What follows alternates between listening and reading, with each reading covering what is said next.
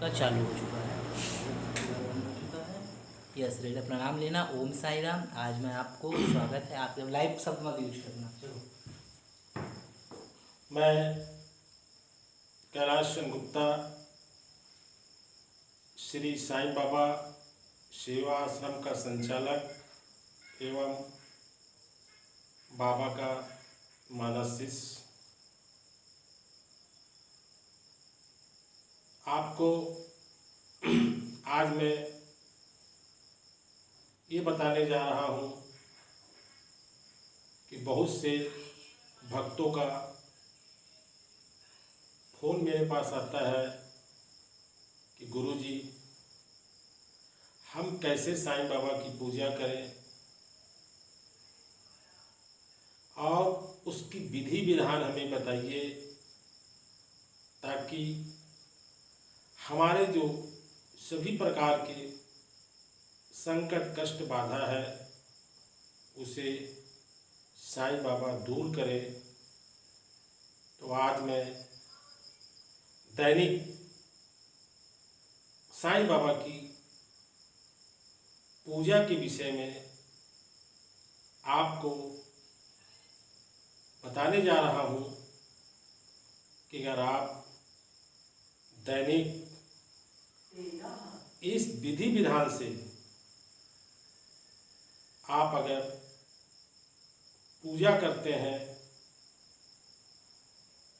तो शिरडी के साईं बाबा आपकी सभी प्रकार की बाधाएं, सभी प्रकार की संकट कष्ट को दूर कर देंगे। मगर इस साईं बाबा की दैनिक पूजा में हमें एक बात पर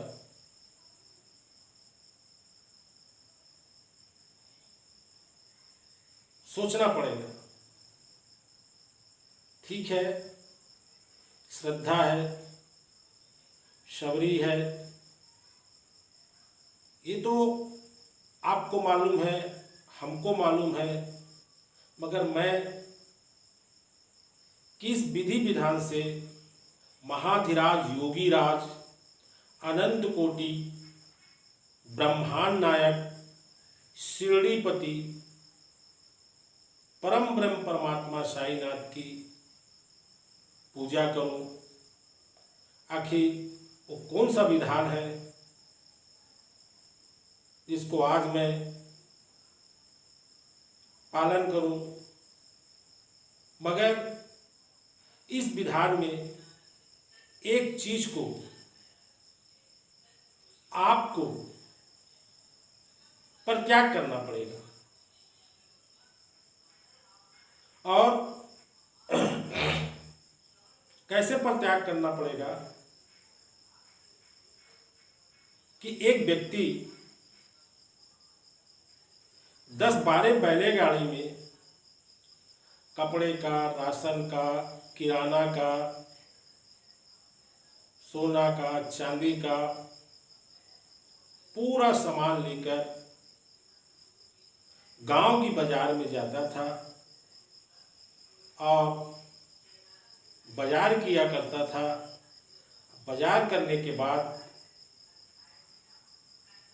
वहाँ सारे बिक्री को इकट्ठा करके फिर दूसरे गांव में वो जाया करता था। वो व्यक्ति इतना बुद्धिमान था, कितना बड़ा व्यापार कर रहा है कि कम से कम मैं 4-5 नौकर और एक्स्ट्रा रख लूं, मेरी सुरक्षा भी होगी, मेरा कवच भी होगा, और टोटल जो मेरा काम चल रहा है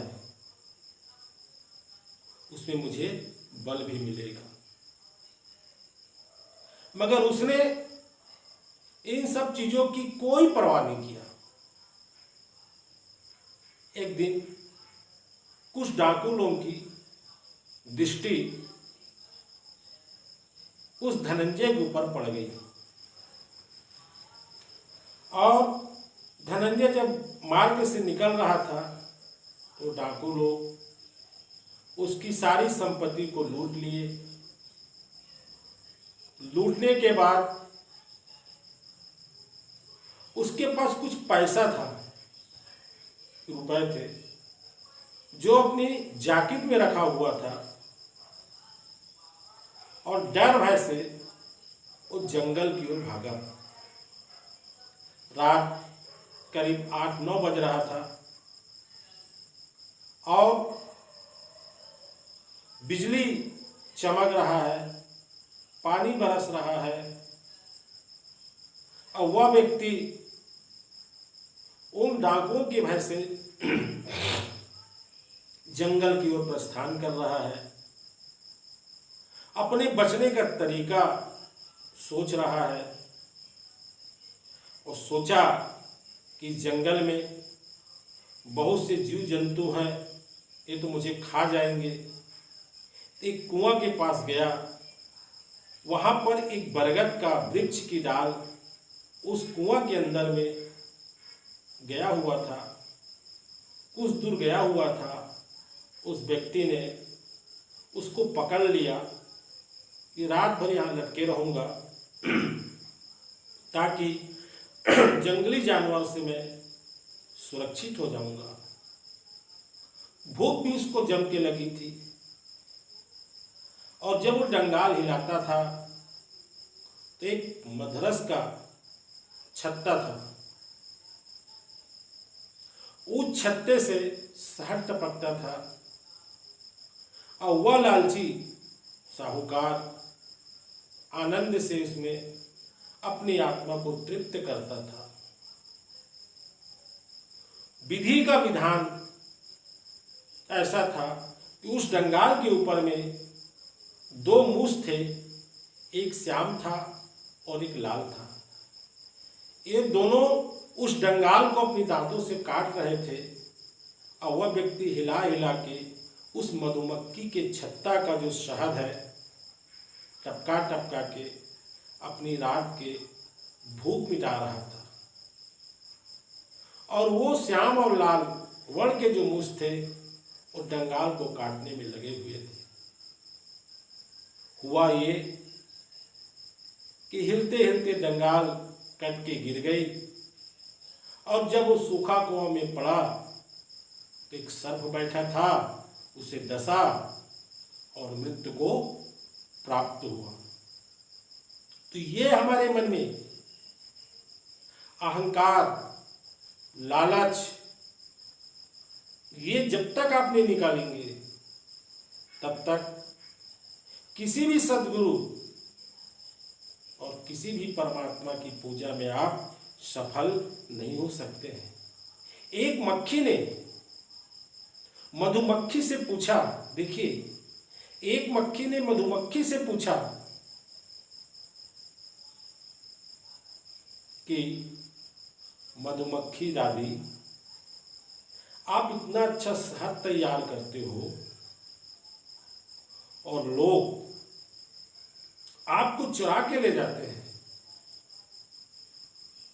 तो मधुमक्खी ने कहा कि रानी, मेरे शहद को तो चुरा के ले जाते हैं,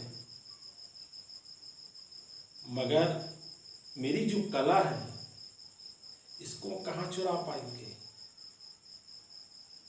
तो पूजा पाठ का भी एक विधि विधान है, उसमें हमको और आपको इन्वॉल्व होना पड़ेगा। और जब इन सारी बातों को लेकर आप मन बना लेंगे कि हम इस विधि विधान से साईं बाबा की पूजा करेंगे, तो मैं आपको ऐसा विधि विधान आज आपको बताऊंगा, करेंगे, चमत्कार आपको दिखेगा। चमत्कार ही नहीं, वह मालिक आपकी सब परेशानी दूर कर देगा। एक पपिया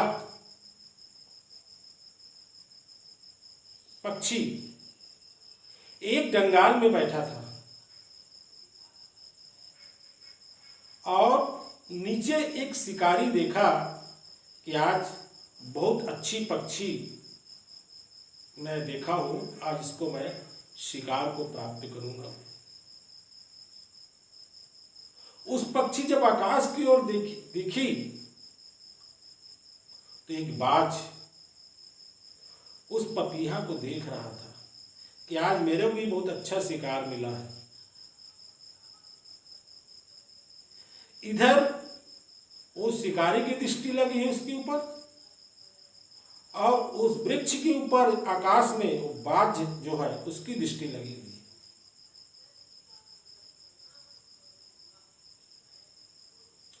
उस पपीहा ने, पक्षी ने, देखिए कितनी अब विचित्र घटना है, सब चीज को हटा के उसका ध्यान किया। कहते हैं ना कि कौन छुएगा उसकी परछाई, जिसको बचाने वाला है साईं। उसी वृक्ष में जहां पर पपीहा बैठा हुआ था, एक बिल था, वहां से एक सांप निकला, उस शिकारी को मारा। शिकारी को जब मारा तो उसका धनुष उस बाघ में गया, और बाघ को और धनुष से मृत्यु को प्राप्त हुआ, और इधर शिकारी भी मृत्यु को प्राप्त हुआ और वो बच गया। यह है बाबा का विधि विधान। तो आप 3 बजे से लेकर 6 बजे तक, 3 बजे ब्रह्म मुहूर्त कहलाता है, 3 बजे उषा काल कहलाता है, 3 बजे से 5 बजे तक सदगुरु परम ब्रह्म परमात्मा का फेर रहता है, और हम बहुत कुछ इस समय में हम प्राप्त कर सकते हैं,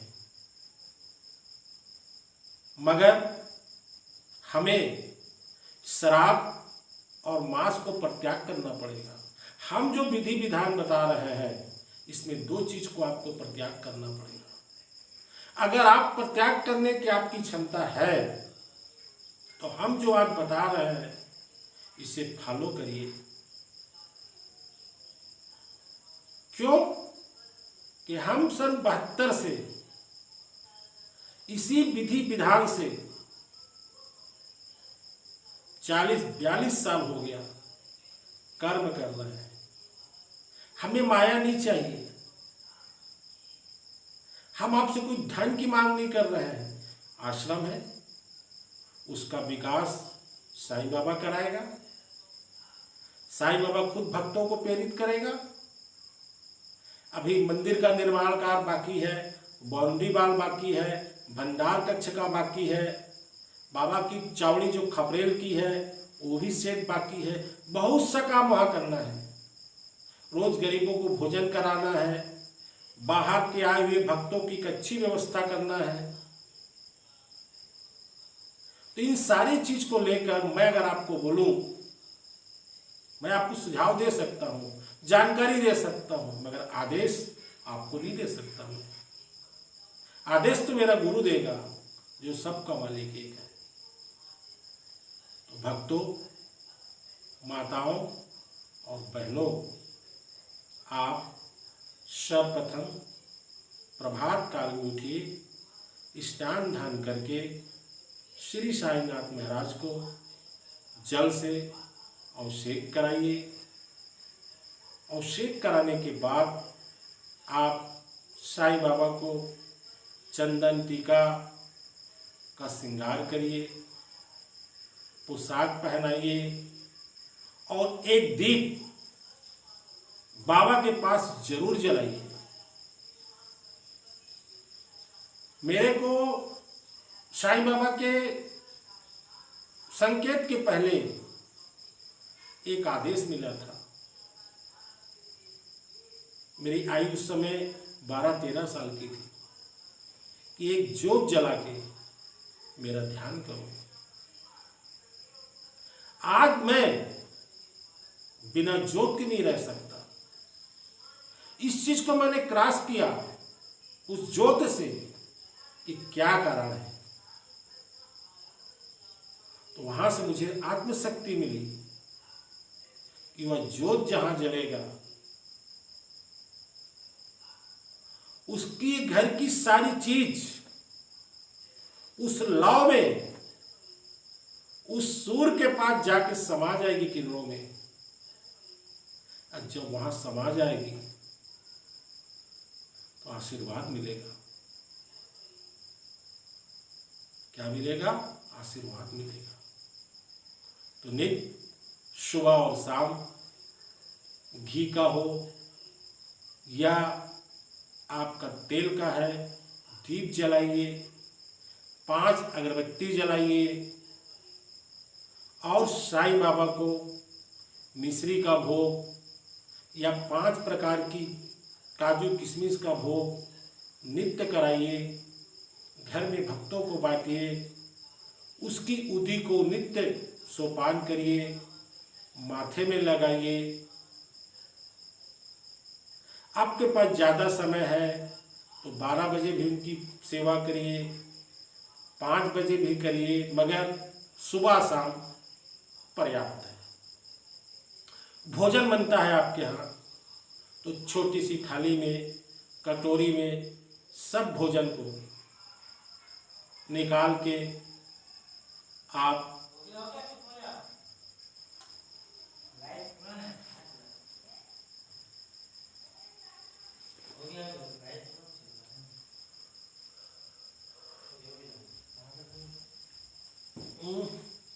उसको कितना देर तक बोले वो पता? कौन सा अभी वाला? नहीं।